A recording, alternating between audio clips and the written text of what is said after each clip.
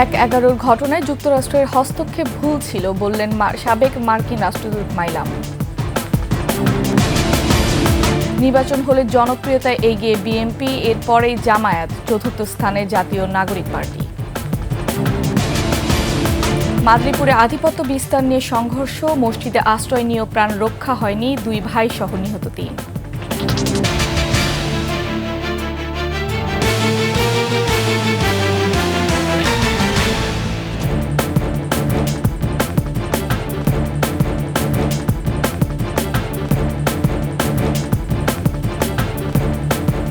শুনছেন এই সংবাদ শিরোনাম। আমন্ত্রণ ২১ সংবাদে, সাথে আছে আমি ফারহান আলুপা।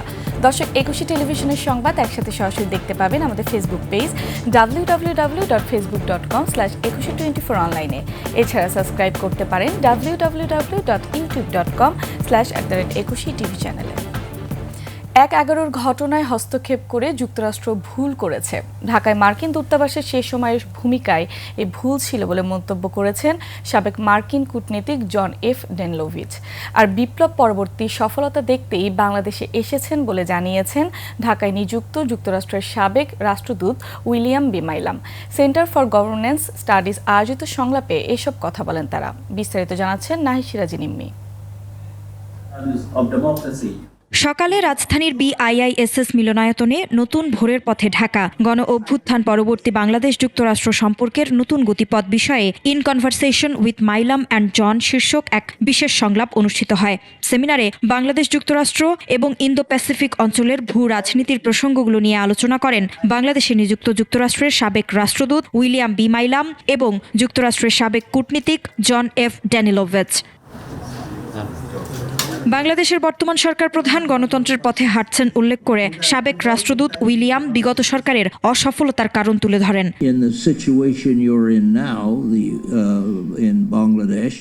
বাংলাদেশে এখন যে পরিস্থিতি আছে সেখানে এখনই জানতে হবে কিভাবে একটি সরকারকে নতুন সরকার দিয়ে প্রতিস্থাপন করা যায়। ভারতে শেখ হাসিনাকে আশ্রয় দেওয়ার বিষয়টি দিল্লির নিজস্ব ব্যাপার। এ বিষয়ে যুক্তরাষ্ট্রের কোনো মাথা ব্যথা নেই বলে সাফ জানান সাবেক এই কূটনীতিক। আমি প্রথম স্বীকার করছি 2007-8 সালে যুক্তরাষ্ট্র বিরাট ভুল করেছিল। তবে রাষ্ট্রদূত প্যাট্রিসিয়া বিউটেনিস কিংবা আমার সহকর্মীরা ১/১১ ঘটাননি। আমি মনে করি না কোনো গোপন কফি গ্রুপ সিদ্ধান্ত নিয়ে তা বাংলাদেশের জনগণকে বাস্তবায়ন করার নির্দেশ দিয়েছিল। আমরা তত্ত্বাবধায়ক সরকারের সঙ্গে কথা বলেছি, কিন্তু আমরা সেনাবাহিনীর কথাই বেশি শুনেছি। সম্ভবত সে কারণেই গণতন্ত্রের উত্তরণ নিয়ে যে প্রত্যাশা ছিল তা বাস্তবায়িত হয়নি। ট্রাম্পের ইউএসএআইডির সম্পর্কে বক্তব্যের ভুল ব্যাখ্যা তুলে ধরে একদল বাংলাদেশি ঢাকা ওয়াশিংটনের সম্পর্ক নষ্ট করতে চায় উল্লেখ করে তারা দুদেশের মধ্যে ইতিবাচক সম্পর্ক থাকবে বলেও আশা জানান।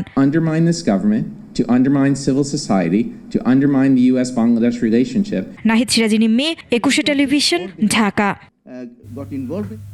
এখনই নির্বাচন হলে জনপ্রিয়তা এগিয়ে বিএনপি, ঠিক পরেই আছে জামায়াতে ইসলামী। নতুন রাজনৈতিক দল জাতীয় নাগরিক পার্টির অবস্থান চতুর্থ স্থানে। জনগণের নির্বাচন ভাবনা নিয়ে মাঠ পর্যায়ে গবেষণার পর এ তথ্য জানিয়েছে আন্তর্জাতিক উন্নয়ন গবেষণা প্রকল্প ব্যবস্থাপনা সংস্থা ইনোভেশন। বিস্তারিত তানজিলা তাসনিমের রিপোর্টে। বর্তমান বাংলাদেশের প্রেক্ষাপটে জনগণের নির্বাচনী দৃষ্টিভঙ্গি বর্তমান ও ভবিষ্যৎ সরকারের কাছে তাদের প্রত্যাশা নিয়ে দেশের ৬৪টি জেলায় গবেষণা পরিচালনা করেছে ইনোভেশন। জরিপের সময় ছিল ১৯ ফেব্রুয়ারি থেকে ৩রা মার্চ পর্যন্ত। দেশের জনগণ কী ধরনের সরকার চায়, নির্বাচন নিয়ে তাদের প্রত্যাশা তুলে ধরেছে। নির্বাচনে জনগণের কাছে জনপ্রিয়তায় সবচেয়ে এগিয়ে আছে বিএনপি। এর পরের স্থানেই আছে বাংলাদেশ জামায়াতে ইসলামী। জুলাই আন্দোলনের পরেও জনপ্রিয়তার দিক থেকে তৃতীয় অবস্থানে আছে আওয়ামী লীগ। আর ছাত্রদের নতুন রাজনৈতিক দল জাতীয় নাগরিক পার্টি আছে চতুর্থ অবস্থানে।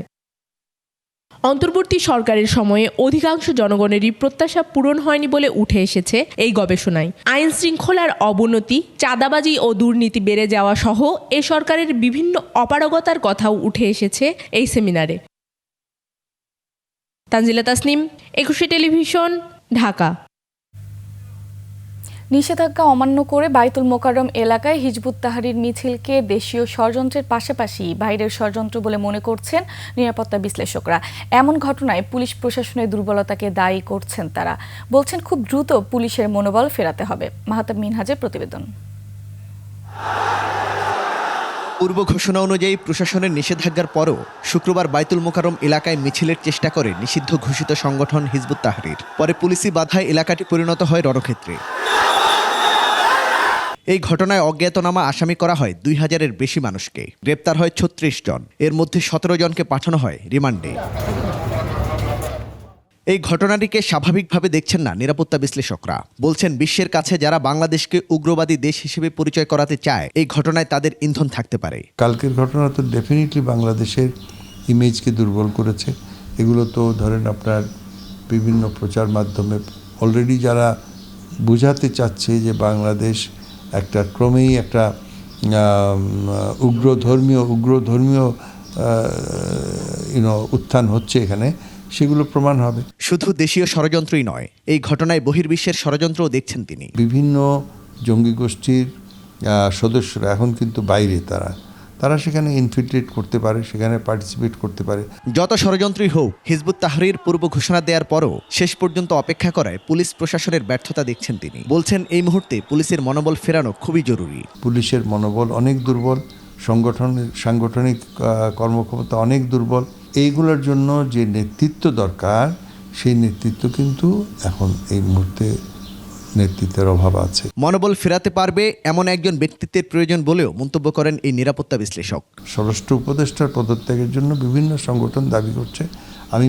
আমার মনে হয় আমাদের দেশে এমন অনেক আছেন যারা সত্যিকার নেতৃত্ব দিতে পারবে। মাহতাব মিনহাজ, একুশে টেলিভিশন, ঢাকা।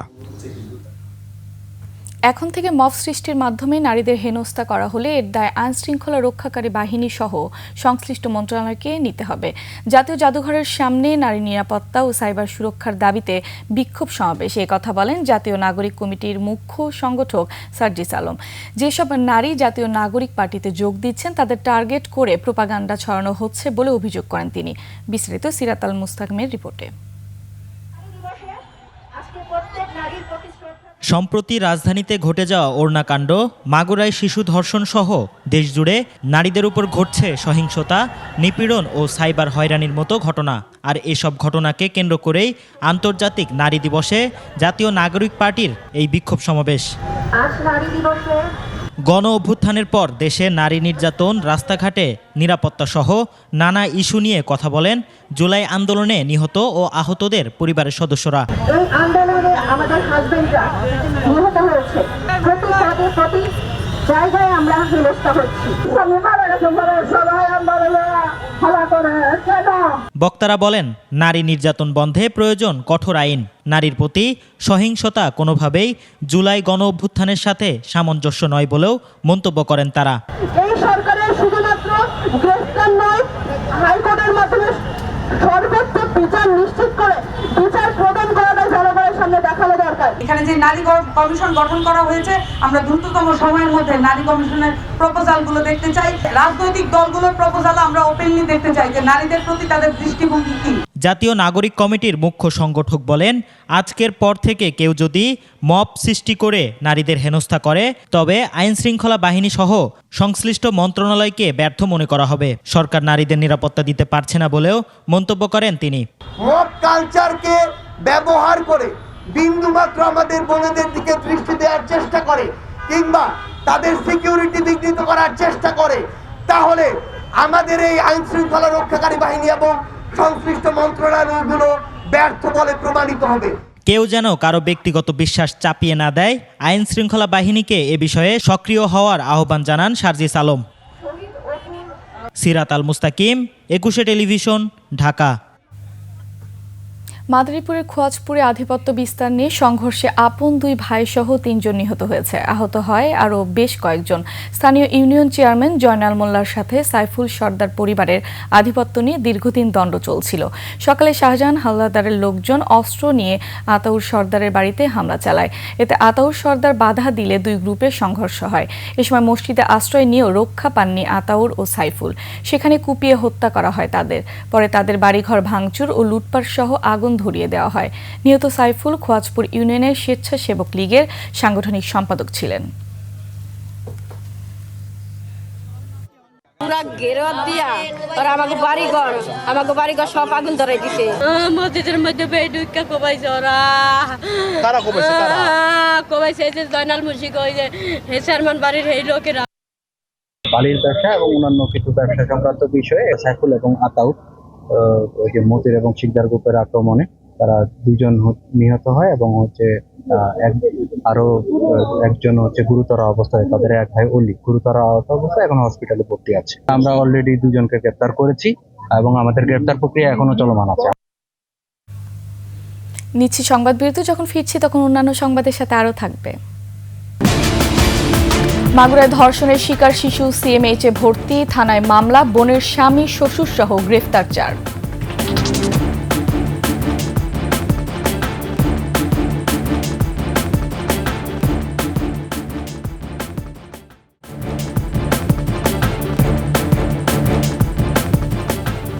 আবারও আমন্ত্রণ 21 সংবাদে।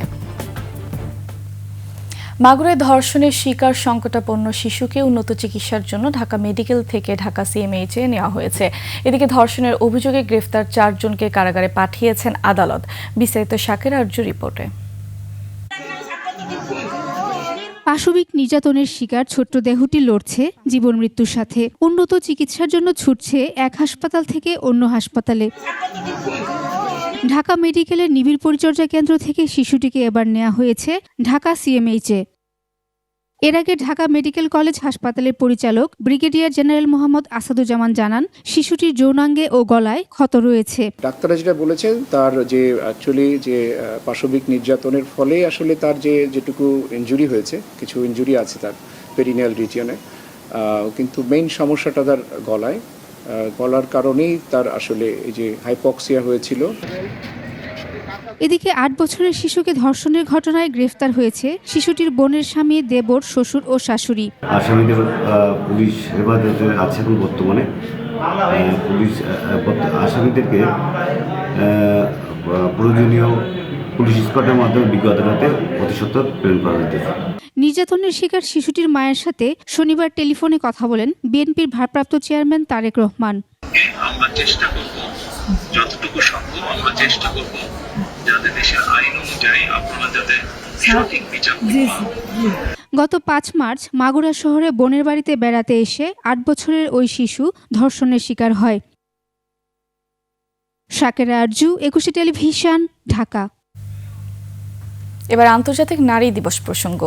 একটি সুন্দর ও বৈষম্যহীন সমাজ গড়তে প্রয়োজন তৃণমূল পর্যায় থেকে নারীদের সব ধরনের কাজের অংশগ্রহণ। আন্তর্জাতিক নারী দিবসে 21 টেলিভিশনের নারী সহকর্মীদের শুভেচ্ছা জানিয়ে এমনটা বললেন 21 ভাইস চেয়ারম্যান ও ম্যানেজিং ডিরেক্টর তাসনুভা মাহবুব সালাম। একই সঙ্গে 21 টেলিভিশনের বিশেষ অনুষ্ঠান মুক্ত খবরে কন্যা শিশুদের প্রাধান্য দেওয়ার বিষয়টি তুলে ধরেন তিনি। নাহিদ সিরাজি নিম্মির রিপোর্টে। নারীদের সম্মান জানানো ও নারী অধিকার নিয়ে সোচ্চার হওয়ার প্রতীকী দিন আন্তর্জাতিক নারী দিবস। বছর ঘুরে আসা এই দিনে 21 টেলিভিশনের ভাইস চেয়ারম্যান ও ম্যানেজিং ডিরেক্টর তাসনুভা মাহবুব সালাম সকল নারী সহকর্মীদের জানান নিরন্তর এগিয়ে চলার শুভেচ্ছা জানাই পৃথিবীর সকল নারীদেরকে আজকের এই বিশ্ব নারী দিবস উপলক্ষে। আসলে আমরা 21 টেলিভিশনে ব্যাক করার পরে দেখা যাচ্ছে যে আমি নারীদেরকে বেশিরভাগ নিয়ে কাজ করা হচ্ছে। অলমোস্ট 80 to 90% আমার সাথে নারীরাই কাজ করছেন, সেটা নিউজের ক্ষেত্রে হোক বা প্রোগ্রামের ক্ষেত্রে হোক, নারীদেরকে নিয়ে কাজ করছি। এবং আমার ইচ্ছা যে ব্যাকে থেকে নারীদেরকে এইভাবে করে সহযোগিতা করে তাদেরকে সামনের দিকে এগিয়ে নিয়ে যাব ইনশাআল্লাহ। শিশুদের নিয়ে 21-এর বিশেষ অনুষ্ঠান মুক্ত খবর, যেখানে কাজ করছে 95% কন্যা শিশু। মুক্ত খবরের আমরা এই দিন বিজ্ঞপ্তি দিলাম, ম্যাক্সিমামই মেয়ে ছিল এবং মেয়েরা আসলেই যে পরিমাণ ট্যালেন্টেড এবং তারা কাজের প্রতি অনেক ডেডিকেটেড। সো দেখা যাচ্ছে আমার ওখানেও 95%ই মেয়েরাই কাজ করছে। And I am really happy for this যে মেয়েরা আসলেই কাজ করতে পারছে এবং তাদের ফ্যামিলি, স্পেশালি তাদের ফ্যামিলি এতটাই সাপোর্টিভ। আলহামদুলিল্লাহ ফর দিস। তাদের ফ্যামিলিকে আমি অনেক ধন্যবাদ জানাই যে তারা স্টেশনে এসে কাজ করার সুযোগ করে দিচ্ছে। তাসনুভা মাহবুব সালাম জোর দেন সমাজকে সুন্দর করে গড়ে তুলতে তৃণমূল থেকে সব পর্যায়ে নারীর অংশগ্রহণের উপর। পৃথিবীর সকল নারীর প্রতি প্রত্যাশা একটাই, কারণ আমরা যেখানেই কাজ করি না কেন, সেটা বাসায় হোক, নারীরা বা বাইরে কাজ করুক, তারা কিন্তু সকল কাজেই খুবই পারদর্শী। সো আমি চাই সকলে মিলেমিশেভাবে কাজ করবে এবং সেটা রুট লেভেল থেকে হোক আপ লেভেল পর্যন্ত সবাই এভাবেই কাজ করুক এবং আমাদের সমাজটাকে আরও সুন্দর করে তুলুক, এটাই আমার চাওয়া। নারীর আপন ভুবন সাজবে তার মনের মাধুরীতে, ইচ্ছে ডানায় উঠবে প্রত্যাশার রং, এমনই হোক নারী দিবসের চাওয়া। নাহিদ সিরাজি নিম্মি, 21 টেলিভিশন, ঢাকা। শীঘ্রই টি-20 দলের অধিনায়কের নাম ঘোষণা করা হবে। এছাড়া মুশফিককে আনুষ্ঠানিক বিদায় জানানোর পরিকল্পনা করছে বাংলাদেশ ক্রিকেট বোর্ড। 7 বছর পর মাঠে গড়াচ্ছে তৃতীয় বিভাগ ক্রিকেট লিগের যোগ্যতা নির্ধারণী প্রতিযোগিতা। দুপুরে ছিল টুর্নামেন্টের উদ্বোধনী অনুষ্ঠান। পরে গণমাধ্যমের মুখোমুখি হয়ে বিসিবি সভাপতি ফারুক আহমেদ জানান, জাতীয় দলের এফটিপি ছাড়াও ফাঁকা সময়ে সিরিজ আয়োজন করবে বিসিবি। এরই ধারাবাহিকতায় জুলাইয়ে দেশে আসবে পাকিস্তান দল। ইতোমধ্যে বিভিন্ন দেশের বোর্ড কর্মকর্তাদের সাথে আলোচনা হয়েছে জানিয়ে ফারুক আহমেদ বলেন, আসন্ন বিশ্বকাপ নিয়ে দ্রুতই কাজ শুরু করবে বিসিবি।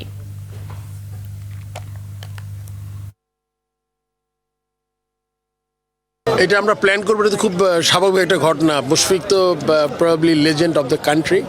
আপনি জানেন যে দীর্ঘ 19 বছর আমাদের পথ পরিক্রমায় বাংলাদেশ ক্রিকেট যে আজকে এই অবস্থায় এসছে, তার মধ্যে সে অন্যতম একজন, কি বলবো, নাবিক বলবো আমি। আমাদের কেউ কেউ আছে অলরেডি 2-1 টি-20 ক্যাপ্টেন্সি করে, যারা এখনো একদম দলের বাইরে না, এরকম থেকে আমরা একটা চেষ্টা করব।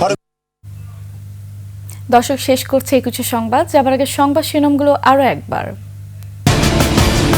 1/11 ঘটনায় যুক্তরাষ্ট্রের হস্তক্ষেপ ভুল ছিল বললেন সাবেক মার্কিন রাষ্ট্রদূত মাইলাম। নির্বাচন হলে জনপ্রিয়তায় এগিয়ে বিএনপি, এরপরই জামায়াত, চতুর্থ স্থানে জাতীয় নাগরিক পার্টি। মাদারীপুরে আধিপত্য বিস্তার নিয়ে সংঘর্ষ, মসজিদে আশ্রয় নিয়েও প্রাণ রক্ষা হয়নি, 2 ভাই সহ নিহত 3।